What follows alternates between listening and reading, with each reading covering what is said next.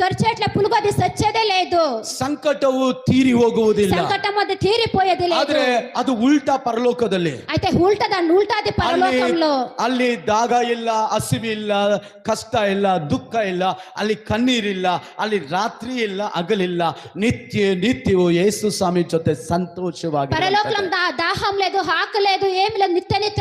నిత్య పరలోకానికి మనం చేరుకుంటాము. ಅದೇ ದೇವರ ಆಲಯಕ್ಕೆ ನಾವು ಬರುವಂತ. అదే దేవుని ఆలయానికి మనం వచ్చేది. ದೇವರು ಬರುವಾಗ ನಾನು ಆಗಲೇ ಹೇಳಿದೆ, ಸಿಂಹದ ಮರಿ ಹಾಗೆ, ಗರ್ಜಿಸುವ ಸಿಂಹದ ಮರಿ ಹಾಗೆ ನ್ಯಾಯವನ್ನು ತೀರಿಸುವ. ಅವಾಗ ಕನಿಕರ ಪ್ರೀತಿ ದಯೆಲ್ಲ ಅಲ್ಲಿರಲ್ಲ, ಅಲ್ಲಿ ನ್ಯಾಯ ಸ್ಥಾನದಲ್ಲಿ ಇದ್ದಾನೆ ರಾಜಾದಿರಾಜ. అతడు వచ్చేటప్పుడు గర్జించే సింహలాగా వస్తాడు. అతని న్యాయ తీర్పు ఉంటుంది. ಮಗ ಮಗಳೇ ನೀ ಏನೆಲ್ಲ ಮಾಡ್ತೀಯೋ ಅವಾಗ ಬಟ್ಟು ಬಯಲಾಗುತ್ತೆ. అప్పుడు మనం ఏమంతా చేస్తామో అతవ బట్టు బయలైతుంది. ಅವರು ಮುಂದೆ ಬರುವಾಗ ಎಲ್ಲರೂ ಒಪ್ಪಿಕೋಬೇಕು. అతను ముందర వచ్చేటప్పుడు అందరూ